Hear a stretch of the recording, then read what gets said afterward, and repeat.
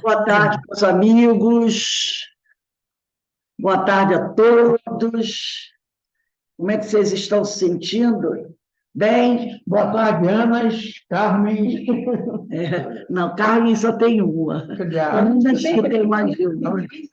Tem 3 anos, Ana Brita, Ana Constantina e Ana Nascimento, né? Carmen também tem duas, e a Carmen Foi Dolores. meu caso ser ministro, porque no escotinho tinha 4 caras chamados Fernando. Aí, pessoal, seu nome vai ser ministro, pode ser nome de guerra. Depois de, ainda mais depois de ontem, né, que foi aquela maravilha, o nosso seminário. Pois é, eu estou esperando aparecer no YouTube. Ainda não está. Já publiquei, está lá já. No finalzinho, Agora- meu celular apagou. Eu não consegui. Carregou a bateria no finalzinho. Muito bom mesmo. Nosso irmão fez um trabalho lindo, lindo, lindo, muito emocionante, muito vibrante, né? Foi realmente um trabalho maravilhoso. Bem, meus irmãos, está chegando aqui o nosso horário. Eu vou pedir aos companheiros que desliguem aí os microfones. Nesse horário das segundas-feiras, às 16 horas, nós estudamos essa obra, o Livro dos Espíritos, essa publicação de Allan Kardec, e nós estamos estudando a parte segunda, capítulo 6, da vida espírita, relações de simpatia e de antipatia entre os espíritos, metades eternas. Mas antes de iniciarmos aqui o nosso estudo, eu vou fazer a nossa prece de abertura.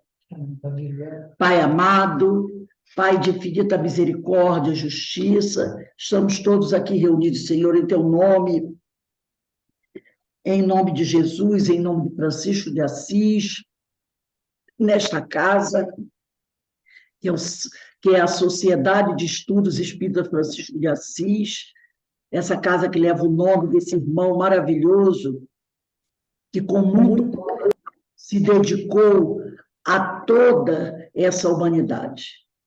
Iniciamos a nossa semana de estudos, na realidade, iniciamos ontem com o nosso primeiro seminário espírita dos irmãos menores, foi maravilhoso, e que possamos dar continuidade a esses estudos, a essas reflexões. Assim, Senhor, envolvidos pelas bênçãos que vêm do alto, te pedimos amorosamente que nos permita dar por iniciado os nossos estudos do dia de hoje, graças a Deus. Bem, meus irmãos, estamos aqui, vamos lá, no nosso estudo do Livro dos Espíritos.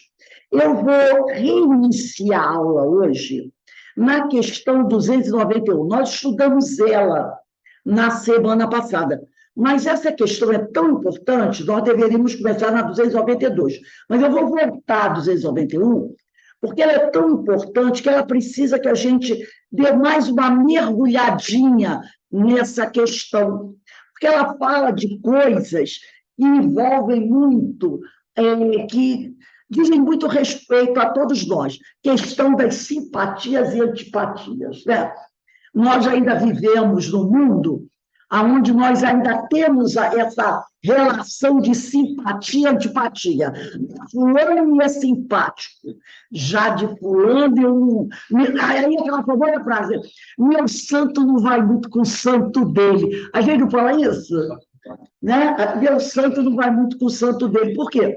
Porque essas relações de simpatia e antipatia ainda estão muito presentes na nossa vida.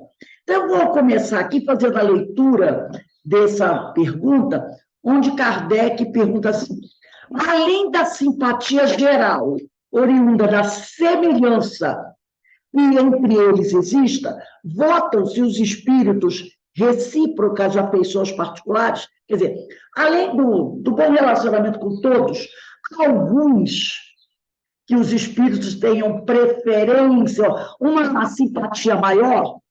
E Kardec responde, do mesmo modo que os homens, tendo, porém, o mais forte é o laço que prende os espíritos uns aos outros, quando estão desencarnados, quando carentes de corpo material, porque então esse laço não se acha exposto às vicissitudes das paixões. Então, ele está dizendo o seguinte, os espíritos mais evoluídos, né, eles mantêm um laço mais forte com os outros desencarnados, porque esses espíritos que já alcançaram um certo degrau mais alto, né, eles não estão presos às questões das paixões, né, que é o grande problema. Não a paixão no sentido negativo, porque tem a paixão boa, já falamos sobre isso, mas as paixões negativas. Então, nós podemos saber, entender, que a simpatia no mundo espiritual é mais profunda que no mundo material, pois muitas pessoas na Terra confundem a paixão com o amor. É muito comum isso, já falamos sobre isso, e às vezes causam problemas sérios quando a gente confunde paixão com amor. Vamos dar uma olhadinha na questão 908 do Livro dos Espíritos. Vamos lá na 908. A gente vai e depois a gente volta. Nessa questão 291. 908.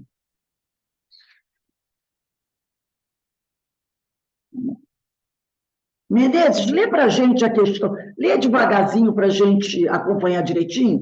A 908, que está na parte 3ª, capítulo 12 da Perfeição Moral, que tem subtítulo Paixões. Não precisa ler a notinha, não, só a resposta dos espíritos. Como se poderá determinar o limite onde as paixões deixam de ser boas para se tornarem mais? Resposta. As paixões são como um corcel que só tem utilidade quando governado e que se torna perigoso desde que passe a governar. Uma paixão se torna perigosa a partir do momento em que deixais de poder governá-la e que dá, em resultado, um prejuízo qualquer para vós mesmos ou para outrem. Eu vou fazer até uma recomendação aqui, que hoje, quando eu estava estudando o livro Devassando Invisível, da Ivone do Amaral Pereira, eu vou fazer, até no estudo, se der tempo, um link com outro livro dela, chamado Amor e Ódio. Esse livro é maravilhoso para a gente entender essa questão da paixão. Quando a criatura se deixa dominar pela paixão, quando ela se perde. Inclusive, esse livro é muito interessante, que o codificador vai aparecer nessa obra, antes de estar trabalhando com a doutrina espírita.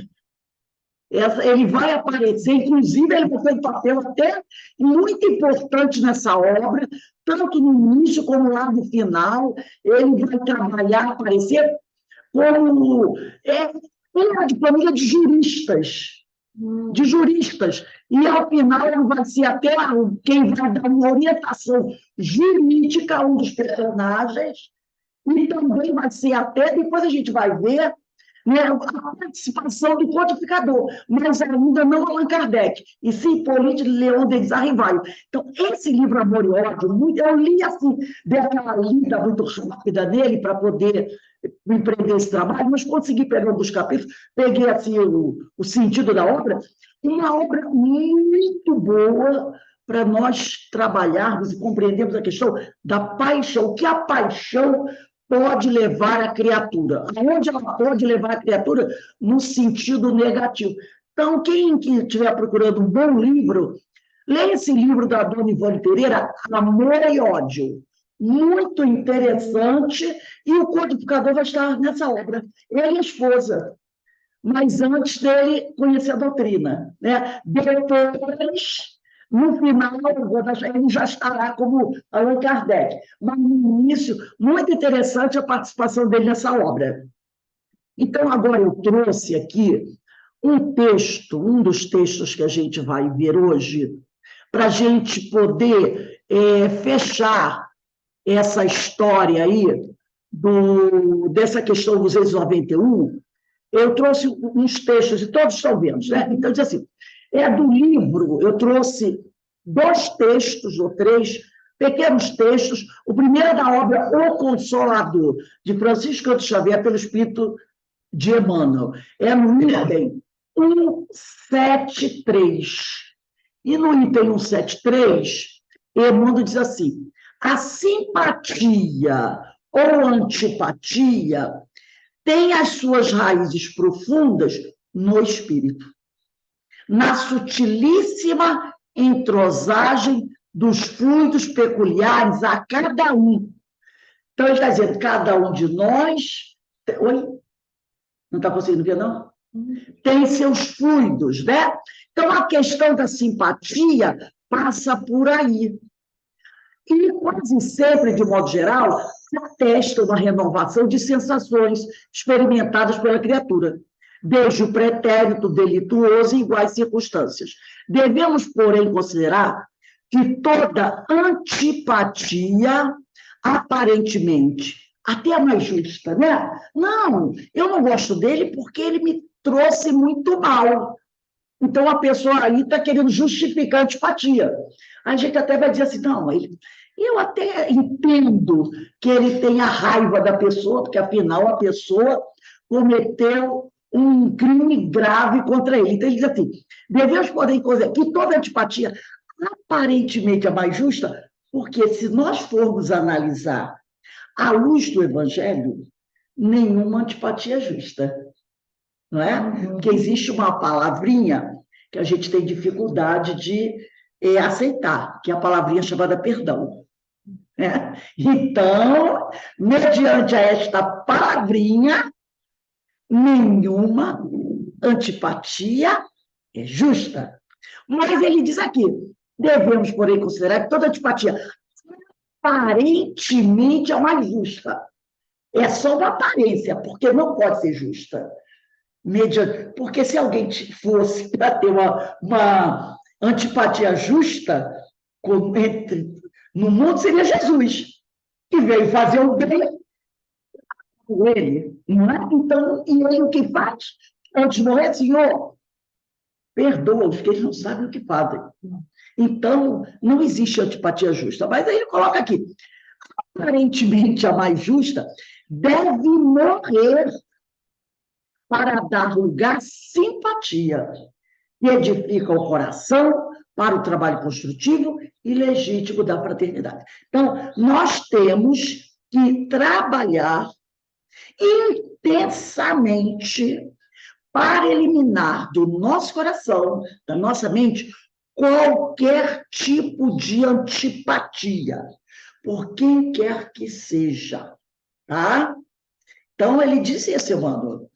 Temos que eliminar de nós qualquer antipatia, aparentemente a mais justa. Ela deve morrer para dar lugar à simpatia, que edifica o coração para o trabalho construtivo e legítimo da fraternidade. É no Consolador? Consolador, item 173. Né, o Consolador de Emmanuel. Por quê? É o perdão que tem que estar na base de tudo. É o perdão.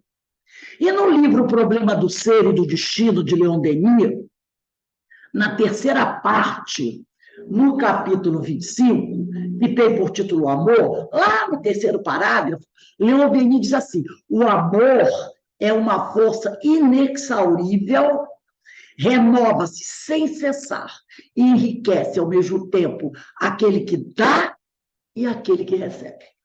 Então, é trabalhar para eliminar a antipatia e deixar que o amor cresça dentro de nós.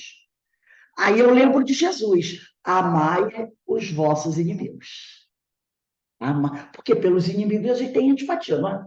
Mas temos que trabalhar por amar os inimigos. E como Jesus fala, amar o inimigo não é botar o inimigo debaixo do braço e levar para dormir da tua casa.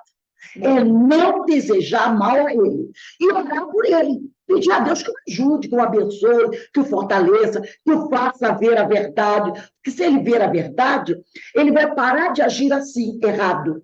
E vai evitar sofrimento no futuro. Entendeu? Por outro lado, podem os espíritos, sim, perfeitos, sentir recíproca antipatia. E mesmo ódio, né? Se os espíritos são imperfeitos, eles vão sentir antipatia por outro e até mesmo ódio. Esses sentimentos são consequência das relações de inimizade do passado. Nesse livro Amor e Ódio, da Ivone Pereira, você vê isso muito claro, muito claro. A lembrança dos atos maus praticados durante a existência corpórea induz os espíritos a se afastarem um dos outros, constituindo-se assim obstáculo. Há que entre eles reine simpatia. Se eles se odeiam e não estão fazendo nada por eliminar esse ódio, né? Não vai ter como. Esse ódio vai ser um obstáculo para que haja uma simpatia. Essa animosidade vai se manter com o espírito até a elevação, isto é, a purificação do espírito. Enquanto ele não se purificar, ele vai ficar sentindo antipatia pelo outro, né? Então, agora nós vamos voltar à questão 292. Vamos lá para o Livro dos Espíritos. Olha a pergunta que Kardec vai fazer. Essa pergunta aqui vai trazer para a gente uma série de reflexões.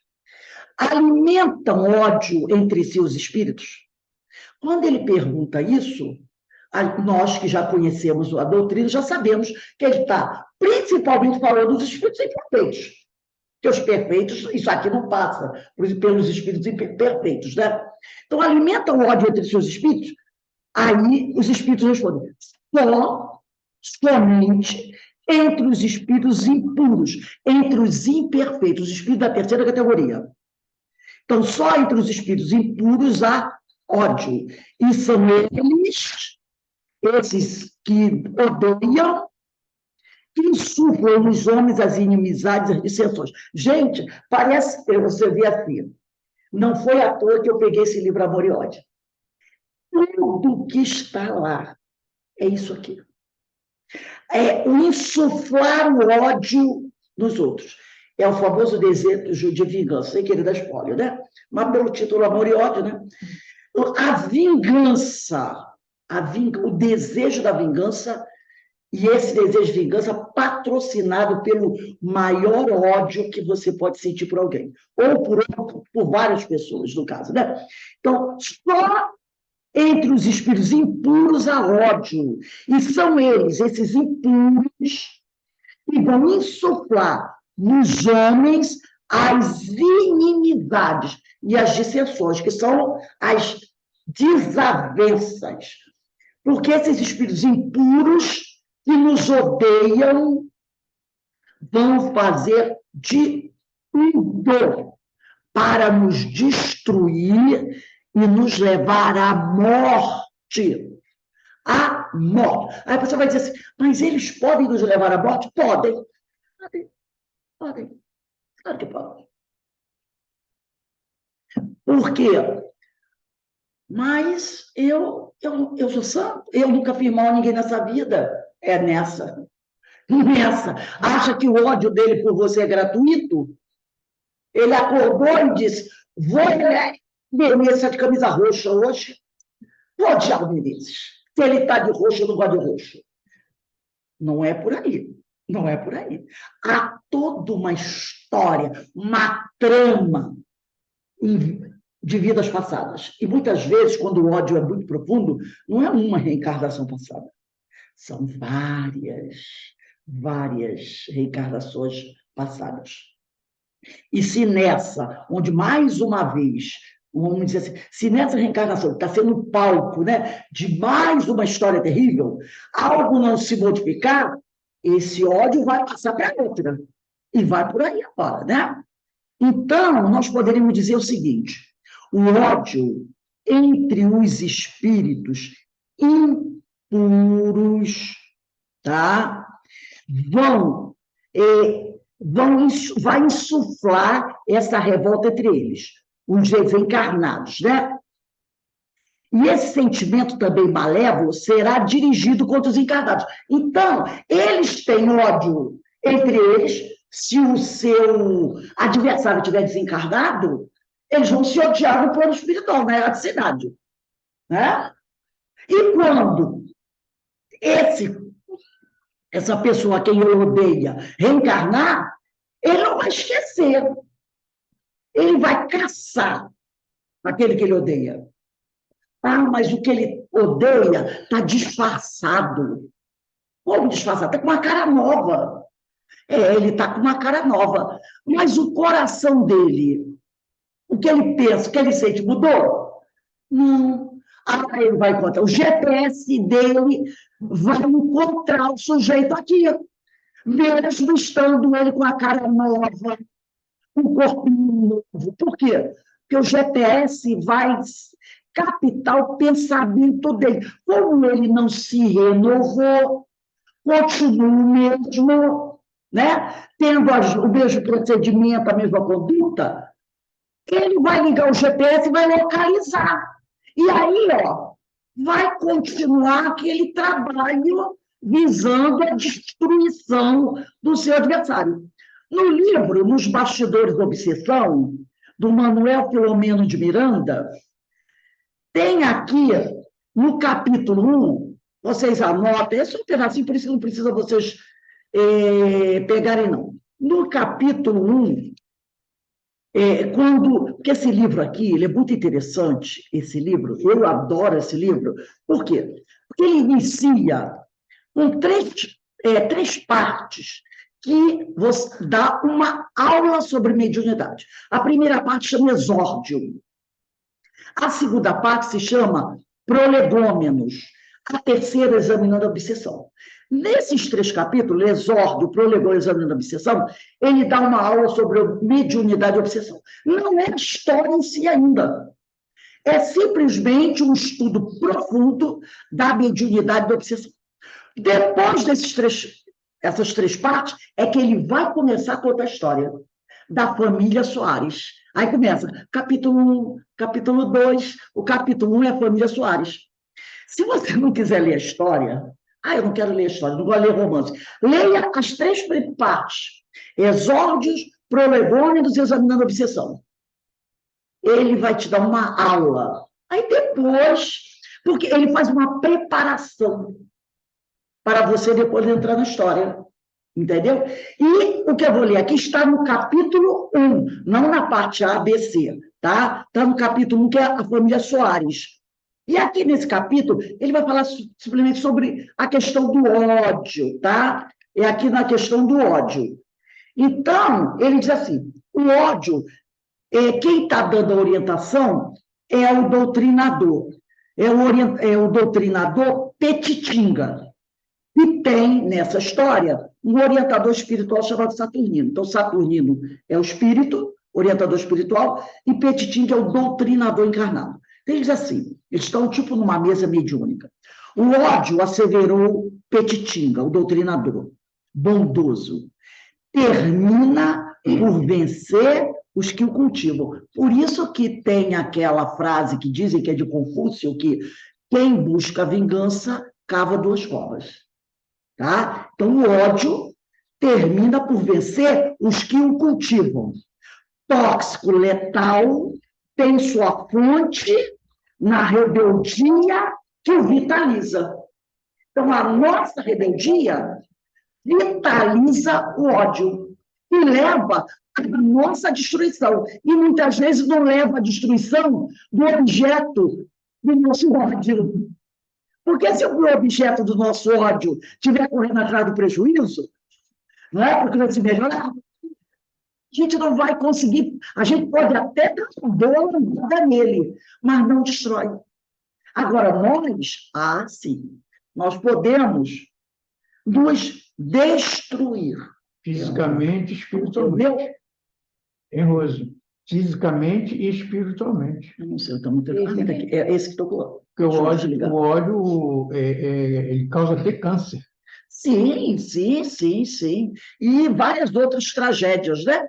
Então, ele continua aqui agora. Ele vai dizer assim, o ódio é nuvem e toda a visão da paisagem. Quer dizer, deixa nublada a visão da paisagem, entenebrecendo-a.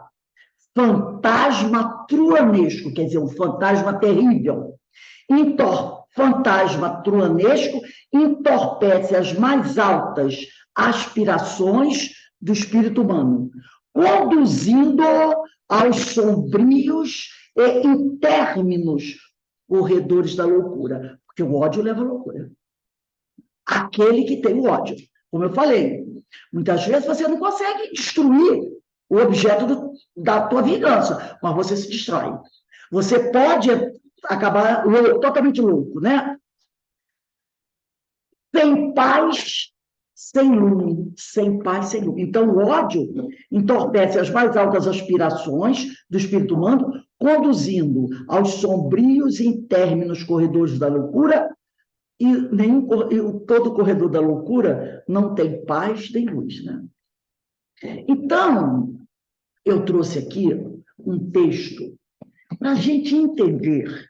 Mais uma vez, a gente vai trabalhar essa questão, porque é uma questão muito importante que a gente precisa ter bem claro na nossa mente, porque tudo começa aí, tudo começa nessa situação. Por isso que a gente tem que conhecer bem esse tipo de coisa. Deixa eu compartilhar aqui. Aqui, ó. É isso aqui, ó. Todos estão vendo? É a tal da afinidade sintonia.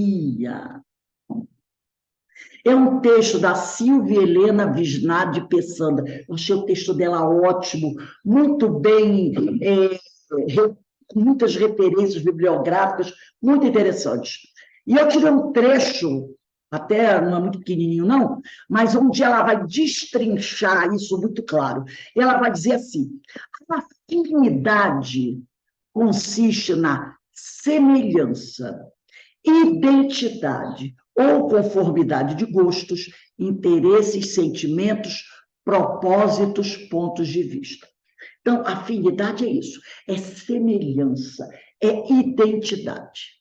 Por sua vez, a sintonia se estabelece em virtude da atração e da simpatia que passa a vigorar entre as partes que mantêm a afinidade.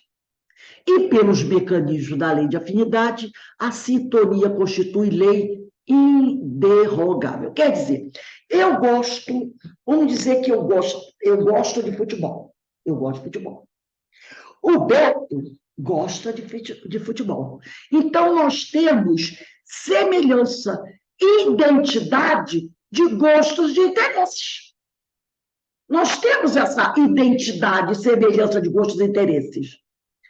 Devido a essa semelhança e identidade de gostos, vai acontecer o quê? Uma atração entre nós. Essa atração é a sintonia, tá? Porque a sintonia se estabelece em virtude da atração e da simpatia e passa a vigorar entre as partes que mantêm a afinidade. Então, a afinidade é isso. Eu gosto de algo, a Denise gosta da mesma coisa. E aí, como nós duas gostamos da mesma coisa, se estabelece entre nós uma simpatia. Essa simpatia é a sintonia. É o que vai nos ligar. Você gosta disso? Eu gosto também. Legal. Nos tornamos simpáticas. Estabelecemos uma sintonia para o bem, para as coisas boas e para as coisas que não são boas, tá? E por esses mecanismos da afinidade, dos gostos pelas mesmas coisas, essa sintonia entre nós vai ser uma lei que ninguém vai poder destruir. É lei inderrogável. Ninguém pode dizer assim, a partir de agora você não gosta mais dela. Entendeu? Não interessa que ela goste de você. Entendeu? A não ser que você mude a sua conduta. Mas ninguém vai poder quebrar isso. Estabeleceu-se essa sintonia, tá? Então, eu gosto que ela foi bem didática. Ela foi bem didática. Aí ela diz assim, quais as implicações, as consequências disso? Então, aí ela trouxe uma frase do Chico, no livro Dicionário da Alma, eu acredito que seja de Emmanuel, onde diz assim, afinidade é uma faixa de união em que nos integramos uns com os outros. E lá no livro dos Domínios da Mediunidade, André Luiz vai dizer, em tudo vemos integração, afinidade e sintonia. E de uma coisa não tenhamos dúvida, através não temos dúvida. Através do pensamento, comungamos uns com os outros em plena vida universal. Então, através do pensamento, se estabelece essa sintonia entre os espíritos. Baseado em quê? Na afinidade que encontramos uns dos outros. Né? Todas as coisas que existem no universo vivem em regime de afinidade, desde o átomo até os arcanjos. Tudo é atração e sintonia. Nada que te alcança a existência é ocasional, ou fruto de uma reação sem nexo. Nada que acontece conosco é, como diz, tem aquela frase, né, que o acaso não existe. Ele não existe, na verdade. Não existe. Teu livre-arbítrio indica com precisão a posição que ocupas no cosmo, uma vez que cada indivíduo deve a si mesmo, e essa frase dói. Essa frase dói. Uma vez que cada indivíduo deve a si mesmo a conjuntura favorável ou adversa em que se situa no momento atual. Essa frase é cruel. Quer dizer, cruel no sentido de doer no nosso coração, mas é verdadeira. A posição que nós nos encontramos hoje é devida exclusivamente a nós mesmos. Ao uso do nosso livre-arbítrio até hoje. Até hoje. Como é que eu usei o meu livre-arbítrio até hoje? Usou assim. Esse livre-arbítrio, a forma como você usou o livre-arbítrio, vai determinar a sua posição hoje. E do jeito que você usa o livre-arbítrio hoje, vai determinar a posição que você vai ocupar amanhã. Amanhã. Entendeu? Então, ela diz isso, né? Teu livre-arbítrio indica com precisão a posição que ocupas no cosmos, uma vez que cada indivíduo deve a si mesmo a conjuntura favorável ou adversa em que se situa no momento atual. Não há quem culpar. Vieste da inconsciência, simples e ignorante. E pela lei da evolução, caminhas para a consciência, escolhendo a estrada a ser percorrida. Encontrarás o que busca. Tens a posse daquilo que deste. O que você deu ao universo? Só pode dar o que você tem, né? Você só pode dar o que você tem. Então, você tem a posse daquilo que você dá. É outra frase forte. Forte. Tens a posse daquilo que você dá. Cada um dá aquilo que possui. Né? Aí ela diz aqui, convives com quem sintonizas, com quem tem afinidade.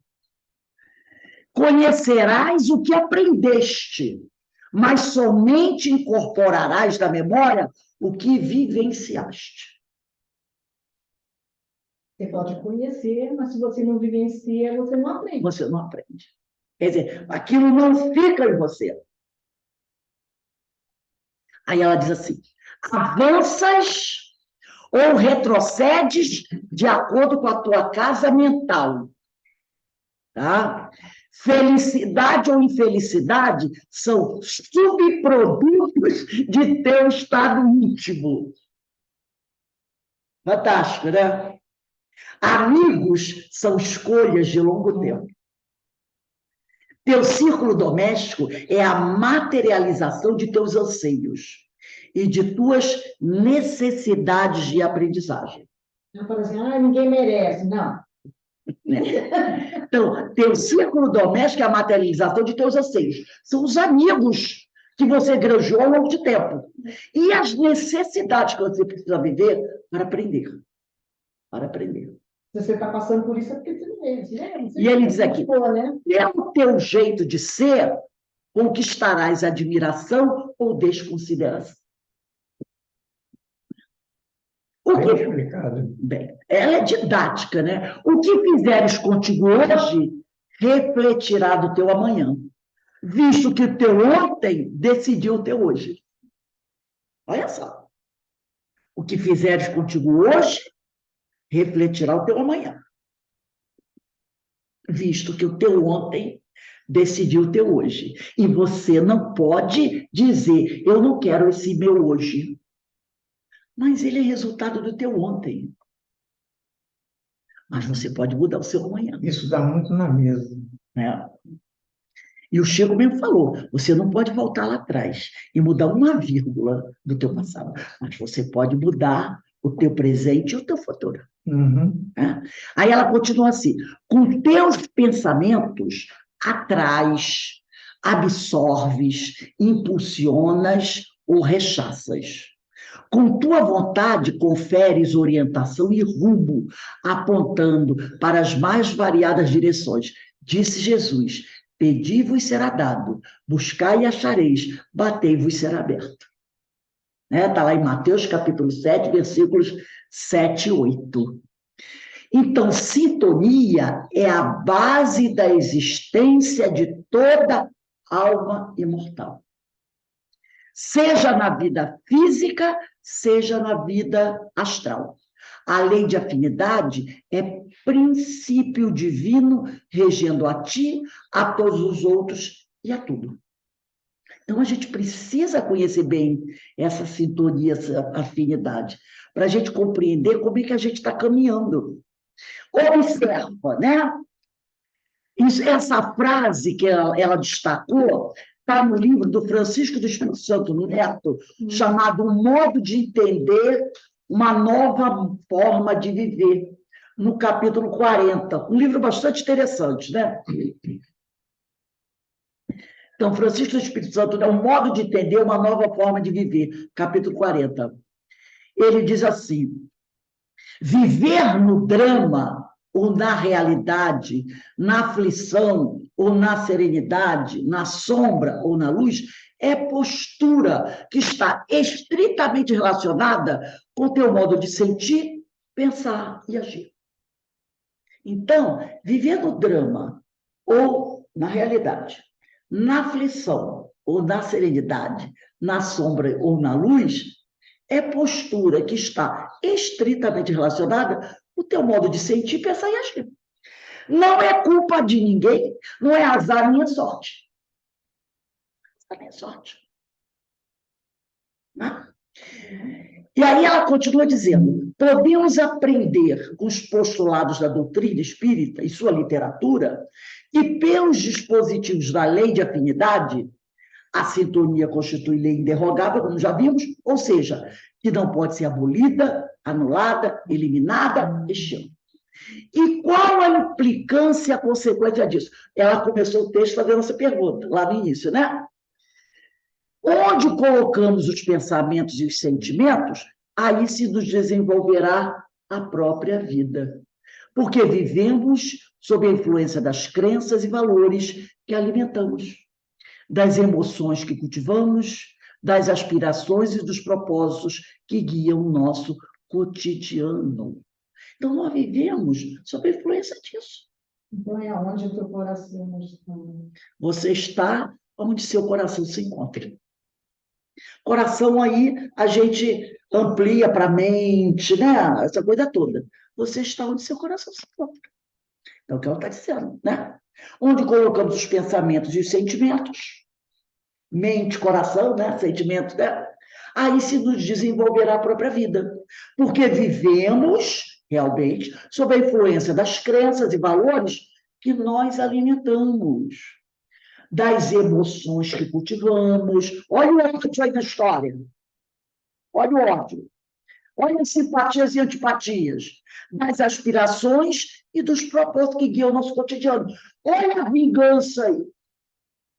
O meu propósito da vida qual é? Aquele que odeia. É me vingar do fulano. Esse é o meu grande propósito. Esse é o meu propósito. Aí, o sujeito está preso do quê? Da monoideia. Que leva ao quê? A uma cristalização do pensamento. Ele coloca o pensamento, o sentimento, Tudo ali. tudo. Cristaliza o pensamento, desencarna.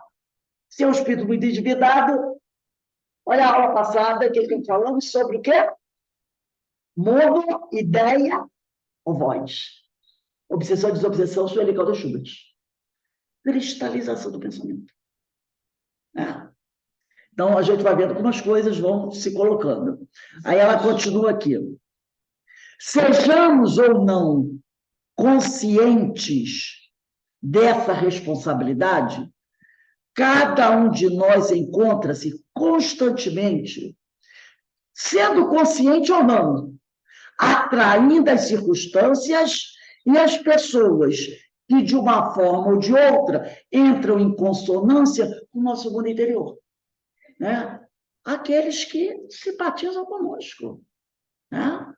Então, nós vamos, de forma consciente ou inconsciente, nós vamos atrair as circunstâncias, quer dizer, não é só, eu não vou atrair só o espírito que quer me machucar, ou eu não vou atrair só aquele amigo, que pode ser um amigo, lado bom ou ruim. Eu vou atrair também as circunstâncias. Os fatos vão ocorrer. Então, não é só atrair um espírito, uma pessoa. Ela diz aqui, sejamos ou não conscientes dessa responsabilidade, cada um de nós encontra-se constantemente atraindo as circunstâncias e as pessoas que, de uma forma ou de outra, entram em consonância com o nosso mundo interior. Aí a pessoa diz assim, meu Deus do céu, eu estou muito azarada. Toda vez que eu vou fazer alguma coisa, não dá certo. Eu vou procurar um emprego, chego lá, eu não consigo um emprego. Eu vou desenvolver um projeto para eu trabalhar, não dá certo. Não tem pessoa assim? Eu projeto, eu organizo tudo. Na hora que eu coloco a coisa para funcionar, dá para trás. Não tem gente que é assim? Já tem outro que faz o projeto, vou fazer o projeto. A coisa flui, que é uma beleza. E tem outro não. Aí o cara diz, uns dizem assim, nossa, parece até que enterraram uma cabeça de bode. Não é essa gente de havia. Que diz, nossa, acho que onde eu passo, enterrar um negócio desse, que tudo que eu faço não dá certo, dá para trás. Eu não sou muito azarado, meu Deus, eu preciso lá me rezar, não diz? O mundo conspira contra mim. Aqui, ó. Aqui. O mundo não conspira contra você. Sejamos ou não conscientes dessa responsabilidade, né? A responsabilidade é o que está aqui. A gente atrai as pessoas, energias, circunstâncias. Né? Então, colocamos, lendo o parágrafo anterior, onde colocamos os pensamentos e os sentimentos, aí se nos desenvolverá a própria vida. Porque vivemos sob a influência das crenças e valores que alimentamos, das emoções que cultivamos, das aspirações e dos propósitos que guiam o nosso cotidiano. O que guia o meu cotidiano? Sejamos conscientes ou não dos fatos, né, dessa responsabilidade, cada um de nós encontra-se constantemente atraindo as circunstâncias e as pessoas que, de uma forma ou de outra, entram em consonância com o nosso mundo interior. Assim, cada um de nós conviverá sempre e em toda parte. Eu posso fugir, eu morar lá na Guiana Francesa, ou eu posso ir para o Japão. Conviverá sempre em toda parte, tá? E a todo momento com aqueles com os quais se afina. E eu posso fugir lá para a Cochinchina. O obsessor vai me achar na Cochinchina, né? Claro que vai. Está aqui, ó. Cada um de nós conviverá sempre, em toda parte, e a todo momento, com aqueles com os quais se afina, efetuando inevitáveis trocas energéticas. E qualquer alteração desse compartilhar dependerá necessariamente da transformação de nossa condição íntima. Para mudar isso, esse compartilhamento doentio, porque se é um compartilhamento bom, não entra aqui nessa história. Mas o negativo, para isso cessar, eu preciso me transformar. Sem transformação não há mudança, não há luz, né? Não há cor de rosa nem azul. Então, qualquer alteração nesse compartilhar dependerá da transformação da nossa condição íntima, porque as forças que nos unem uns aos outros são as que, em primeiro lugar, emitimos de nós.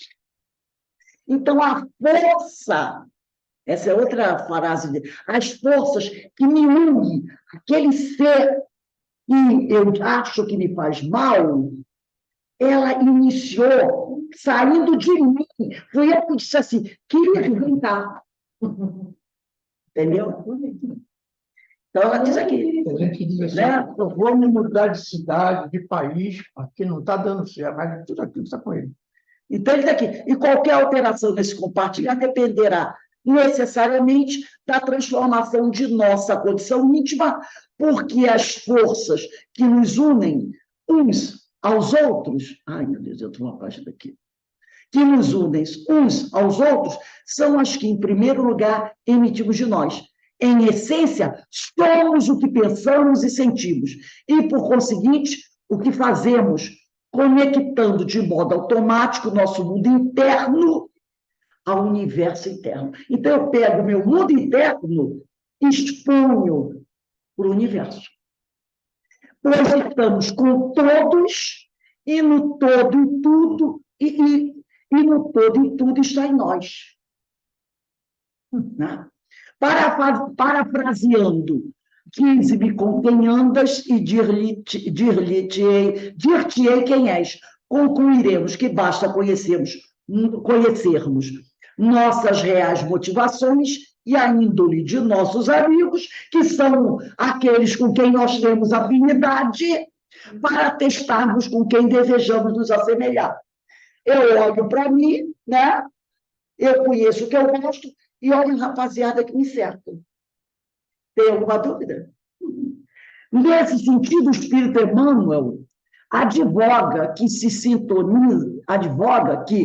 sintonia é acordo mútuo, todo aquele coração que palpita e trabalha no campo dos ensinamentos de Jesus, a Jesus se assemelhará. Então, ele está dizendo isso, né? O Emmanuel diz que todo aquele coração que palpita e trabalha no campo dos ensinamentos de Jesus, todo aquele que está se esforçando por se melhorar, se baseando no ensino de Jesus, a Jesus se assemelhará. Está lá no livro Mediunidade e Sintonia, né? E no livro Celeiro de Bênçãos, capítulo 50, da Joana de Ângeles, ela diz: mentes comungam com mentes que se lhes assemelham. Espíritos sintonizam com espíritos que lhes são afins. Pessoas sincronizam com pessoas em que se comprazem. Né? Espíritos sintonizam com espíritos que se lhes são afins. Pessoas sincronizam, né? Com pessoas em que se comprazem. E André Luiz, do livro Domínios da Mediunidade, lá no prefácio, ele afirma, e na grande romagem, lá no prefácio dos Domínios, é aquele que fala de ondas, né? O prefácio do livro dos Domínios, ondas, mentes, né? O prefácio, tem ali, pega ali para mim rapidinho, os Domínios da Mediunidade, está bem ali? Ali, ó, deve ser, não, do lado esquerdo embaixo. Aí, um desses livros aí, não, ali, meu querido, do final. Aí, é um desses aí, nos Domínios da Mediunidade. Isso. É só para pegar o título, que esse prefácio aqui é espetacular.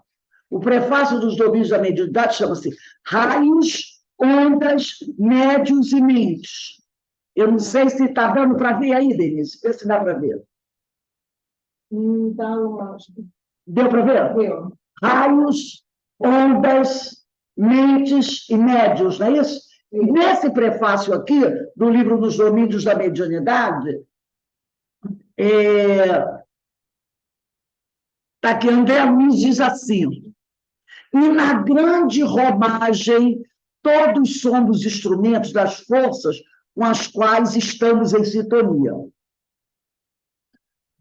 Todos somos médiuns dentro do campo mental que nos é próprio, associando-nos às energias edificantes. Se o nosso pensamento flui na direção da vida superior, ou as forças perturbadoras e deprimentes, se ainda nos escravizamos às sombras da vida primitivista ou torturada, cada criatura, com os sentimentos que lhe caracterizam a vida íntima, emite raios específicos e vive na onda espiritual com que se identifica. Esse trecho é fantástico, André Luiz. E aqui no livro, né, na sua carta aos Hebreus, capítulo 12, versículos 1 e 2, o apóstolo Paulo comenta: portanto, também nós, uma vez que estamos, aquela famosa frase, né? Portanto, também nós, uma vez que estamos rodeados por tão grande nuvem de testemunhas, livremos-nos de tudo que nos atrapalha e do pecado que nos envolve, e corramos com perseverança ao combate proposto. E vamos correr para fazer aquilo que a gente sabe que tem que fazer, tendo os olhos fixos em Jesus, autor e consumador da nossa fé. O apóstolo nos adverte quanto à condição moral dos indivíduos, que temos por companheiros. Olha a nuvem de testemunhas. Porque ele diz assim: também nós, uma vez que estamos rodeados por tão grande nuvem de testemunhas, aí a pessoa diz assim: ele está falando dos espíritos. Não, ele está falando dos nossos companheiros encarnados e desencarnados. Por isso que ele diz: portanto, também nós, uma vez que estamos rodeados por tão grande nuvem de testemunhas, livremos-nos de tudo que nos atrapalha e do pecado que nos envolve, e corramos com perseverança ao combate proposto, tendo os olhos fixos em Jesus, autor e consumador da nossa fé. Então, o apóstolo nos adverte quanto à condição moral dos indivíduos que temos por companheiros. Todavia, serão eles apenas os que se encontram materialmente participando de nossa rotina familiar, profissional e social? Não, são de todos. Espíritos desencarnados e encarnados. Segundo os ensinamentos trazidos por Allan Kardec, organizador e codificador da doutrina espírita, a realidade é muito mais ampla. Pelo nosso modo de ser e de agir, não somente escolhemos os amigos e os ambientes de nossa preferência, como também atraímos os indivíduos que vivem no mundo espiritual. Os espíritos, tanto quanto somos por eles atraídos, mesmo que não acreditemos ou sejamos conscientes dessa presença. Então, Kardec faz esse alerta, né? Na questão 484 de O Livro dos Espíritos, temos a pergunta: os espíritos se afeiçoam de preferência por certas pessoas?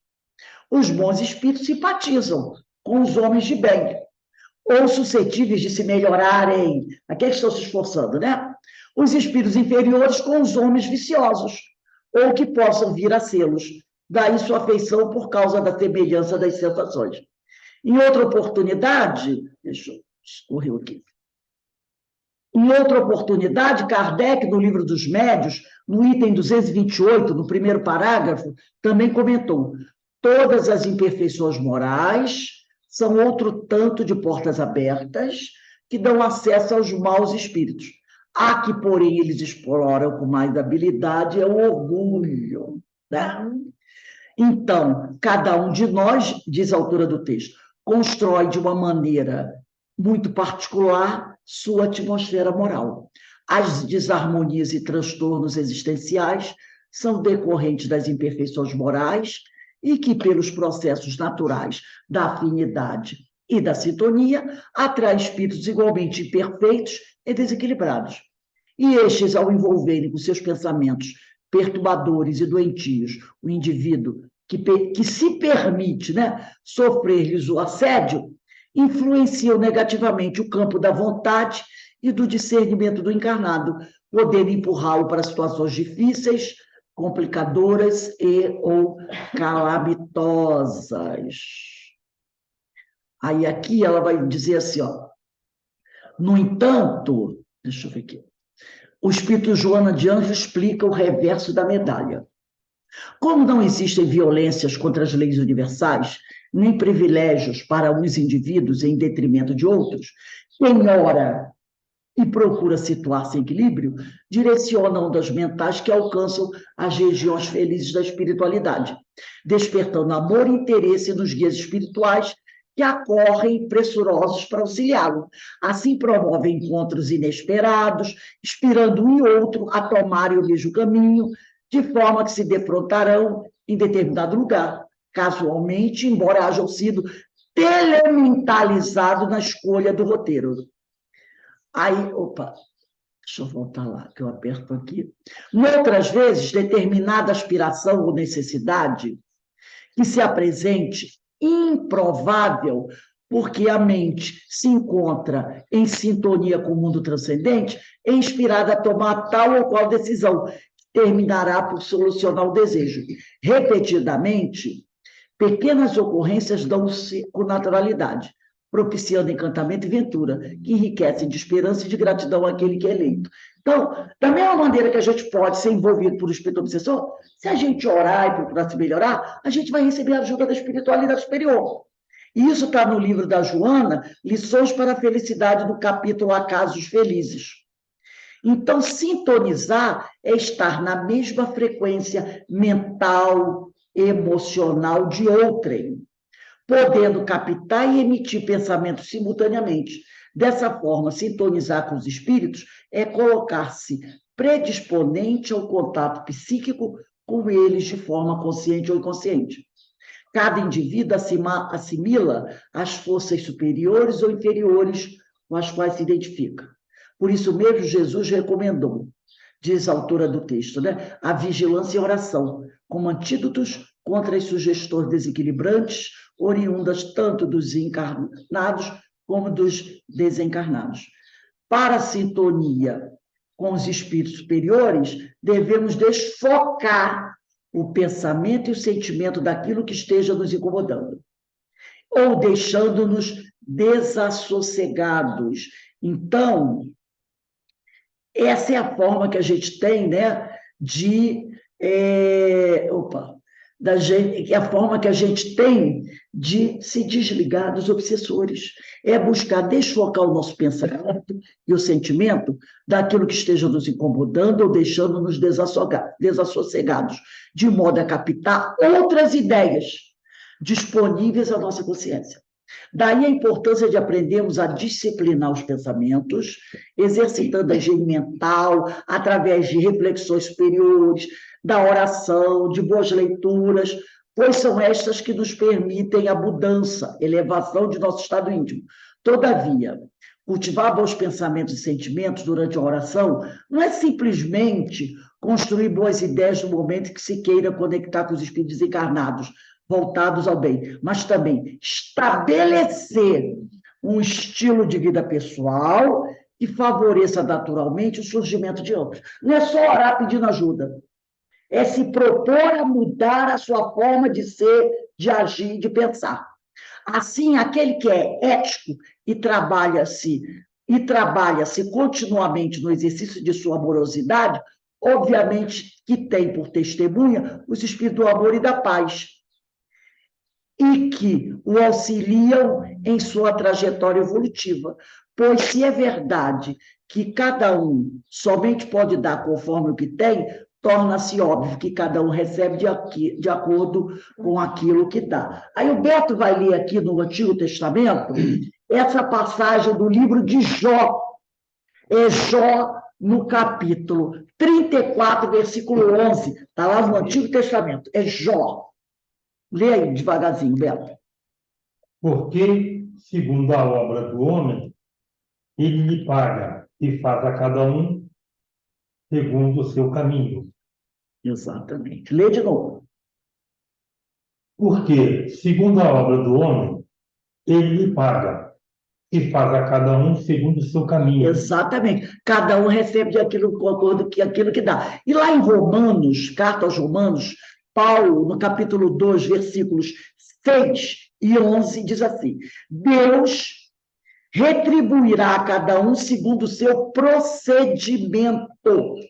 E depois do versículo 11 ele diz: porque para com Deus não há acepção de pessoas. Entendeu? Não tem privilegiados.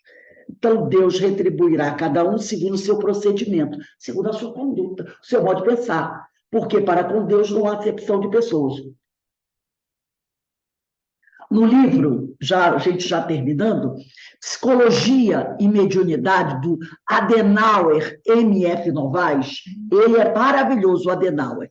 Ele parece que é psicólogo também, psicoterapeuta. No livro Mediunidade e Sintonia, ele escreve assim: bons pensamentos contribuem para a sintonia com bons espíritos. Bons sentimentos fortalecem a ligação do indivíduo com aqueles espíritos na medida em que foram construídos com base na bondade e no amor. A amorosidade da pessoa é uma das formas mais seguras de construir sentimentos superiores. Olha só quanta coisa nós trouxemos aqui sobre essa questão de sintonia e afinidade. E para a gente encerrar, a gente traz a nossa irmã Joana de Ângeles novamente, né, no livro Luz Viva. O capítulo é Questão de Escolha. A Joana de Ângeles comenta assim: na faixa mental em que você atua, é natural que receba as mensagens com o mesmo teor vibratório como as envia. Olha só, na faixa mental que você atua, é natural que receba as mensagens com o mesmo teor vibratório como as envia. Que mensagens eu estou recebendo da minha mente? São as mensagens do mesmo teor vibratório que eu lanço no espaço, que eu lanço no astral. Quem aspira à elevação moral e espiritual sintoniza com vibrações superiores que se fazem estímulos vigorosos, produzindo harmonia interior e renovação. Quem se demora no pessimismo, acalentando insucessos, assimila ondas inferiores que carregam miasmas pestilenciais, fixando-nos nos painéis da emoção que geram desequilíbrios e enfermidades. É aquela pessoa: comigo nada dá certo, comigo nada dá certo. Como eu sou azarado, tudo de ruim acontece comigo. Vai ser isso aí. Vai ser isso aí, sem sombra de dúvida. Porque você está aí, ó. Você está se demorando no pessimismo, acalentando insucessos, aí você faz o quê? Assimila ondas inferiores, olha a afinidade estabelecendo a sintonia, e vão carregar, trazer esses miasmas pestilenciais e vão se fixar nos painéis da nossa emoção, gerando desequilíbrios e enfermidades. A felicidade começa no ato de desejá-la. Lembra do doutor Bezerra para o Chico? Chico sentado, reclamando: doutor Bezerra, meu olho doente, o meu olho está aqui doente, e o senhor mandando receita para curar um monte de gente, a pessoa chega, me procura, eu peço ajuda ao senhor para aquela pessoa, o senhor vai fazer a receita, a pessoa leva, ainda leva o remédio, e eu aqui sofrendo. E o senhor não faz nada para melhorar o meu olho. O doutor Bezerra olhou para ele e disse: ô Chico, alguma vez você me pediu? Você me pediu alguma receitinha? Eu pensei que você estava querendo resgatar alguma coisa aí com o problema do olho. Ele não pediu. O inferno vai avançar em cima do livre-arbítrio dele. A felicidade começa no ato de desejá-la. Eu quero ficar curado, eu quero ser feliz. Tenta desejar o bom virá. A desdita, quer dizer, a infelicidade, se inicia no instante que você lhe dá guarida. Não é? Se você agasalha o mal, utilize bem o tempo, tudo fazendo para que o seu momento seguinte seja de sempre mais promissor e agradável. O que não alcance agora, insistindo, conseguirá depois. Faz um pouquinho mais. Estudando também um texto que dizia isso, né? Reza mais um pouco, pede mais um pouco, pede mais um pouco. Foi até essa semana. Eleja, escolha, né, portanto, os ideais de engrandecimento humano e não se detenha nunca. Lembra de Paulo de Tarso? Ele estava sempre caminhando para frente. Urge, quer dizer, é urgente, né, conscientizarmos-nos de nossa condição de espíritos imortais. E, como tal, devem realizar-se através da incorporação dos mais elevados princípios e valores da moralidade e da amorosidade. Allan Kardec, né, em O Evangelho segundo o Espiritismo, no capítulo 6, por orientação dos espíritos superiores, ressaltou a importância do estudo, né, olha aí, do estudo. Não fez com o propósito de que nos intelectualizássemos em excesso, sobretudo para demonstrar aos demais a superioridade de nossa capacidade e inteligência, mas para que, por meio dos conhecimentos adquiridos, aprendêssemos a selecionar o que verdadeiramente contribuísse para com o nosso enriquecimento íntimo. A reeducação íntima nos tira da ociosidade, traz luz ao espírito, harmoniza a mente, bem como possibilita a aproximação dos espíritos interessados em nossa ventura. De acordo com o espírito André Luiz, nossa alma pode ser comparada a espelho vivo, com qualidade de absorção e exteriorização. Recolhemos a força da vida em ondas de pensamentos e as expressamos através das palavras, por exemplo, das atitudes. No livro Domínios da Mediunidade, no capítulo 1, no 39º parágrafo, do 39º parágrafo ao 45, quem quiser anotar aí, capítulo 1, do 39º parágrafo ao 45, André Luiz afirma: procederam acertadamente aqueles que compararam nosso mundo mental a um espelho. Refletimos as imagens que nos cercam e arremessamos na direção dos outros as imagens que criamos. E como não podemos fugir ao imperativo da atração, somente retrataremos a claridade e a beleza se instalarmos a beleza e a claridade no espelho de nossa vida íntima. Se você, né, se você dá guarida à escuridão, você vai refletir o quê? Escuridão. Os reflexos mentais, segundo a sua natureza, favorecem-nos a estagnação ou nos impulsionam a jornada para frente? Porque cada criatura humana vive no céu ou no inferno que edificou para si mesma, nas reentrâncias do coração e da consciência, independentemente do corpo físico, porque observando a vida em sua eterna essência de eternidade gloriosa, a morte vale apenas como transição entre dois tipos da mesma experiência, no hoje imperecível. A morte é só isso, né? É uma transição, não muda nada, né? Então, meus irmãos, nós interrompemos aqui o nosso estudo de hoje.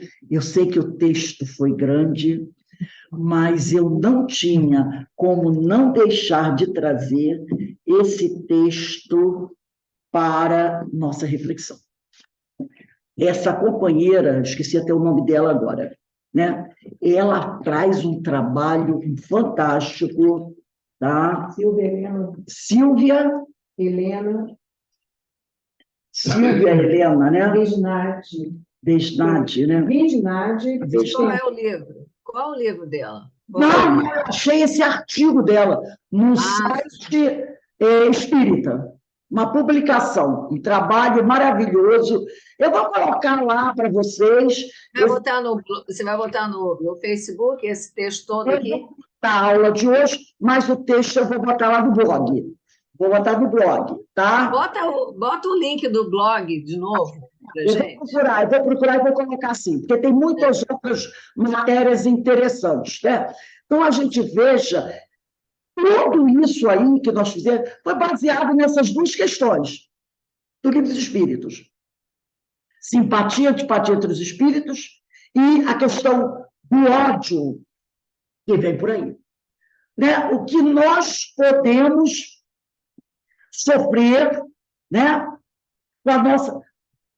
manter essa sintonia, essa afinidade, né?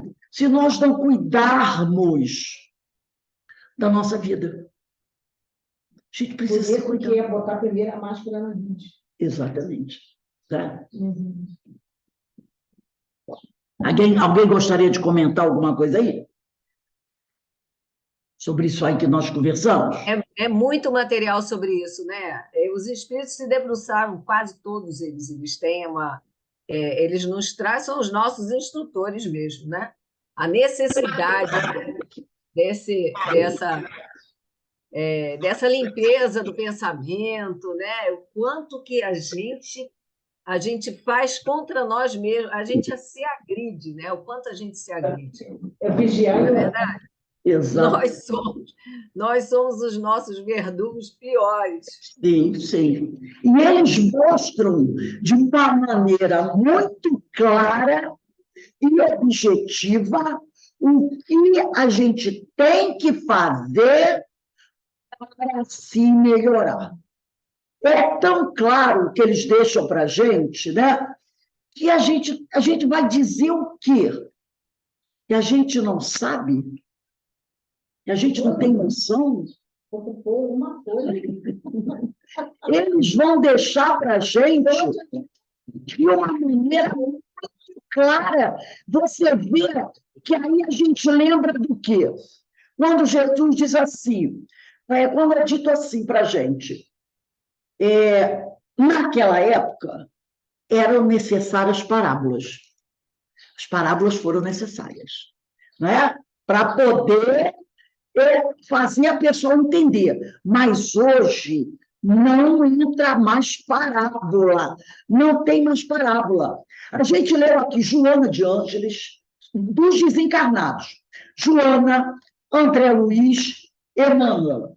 E dos encarnados, Francisco do Espírito Santo Neto, eu não sei se a mensagem dele é da Leon Denis também, mas quando escreveu estava encarnado, né? Uhum. Pegamos Adenauer Alves e o Francisco Espírito Santo Neto, que eu não sei se o livro, porque ela deu a referência, Pode ser do mas Hamed, ela né? não disse se é do Hamed ou se é dele mesmo. Pode ser do Hamed. Se for do Hamed, ó, Hamed, Emmanuel, André Luiz, Joana de Ângeles. E dos encarnados, Leon Denis, né? E o Adenauer. O Adenauer, eu sei que ele é um médico, não é espírita. Todos eles chamando de forma muito clara o que nós precisamos fazer para mudar a situação. Então, ninguém contou a história da parábola do filho pródigo, não foi isso. Foi assim, ó, agora, e os espíritos disseram, agora não precisa mais de parábola, não. Então, nesse texto, essa companheira, ela faz o texto dela, mas ela ainda traz Allan Kardec também, né? E traz também o Evangelho. Traz Jó, Antigo Testamento, Carta aos Romanos, Livro dos Espíritos, o Evangelho, falando para a gente aqui, ó. É aí, assim que vocês têm que fazer para mudar a caminhada de vocês. Se vocês não fizerem isso, não mudarem a forma, não promoverem essa transformação moral, vocês vão continuar reproduzindo para a vida futura o que aconteceu no ano passado. Não é pelo menos. E meu primo de Miranda também, né? Nos bastidores da obsessão. Ivone Pereira, né? Ivone Pereira. Então, traz tudo para a gente. É assim, porque a coisa não vai bem se vocês continuarem nesse caminhar. Vocês precisam mudar. A gente ouviu isso há pouco tempo. Todo dia, todo estudo. Das parábolas. Sim. Da gente não necessitar. Sim, nós éramos ricos. Então, o tempo todo está nos alertando Por que será? Porque o Vitor falou ontem. Por que será? Os tempos são chegados. A época da separação do joio de trigo. Ele falou isso ontem. Lembra que Jesus disse, em 3 dias,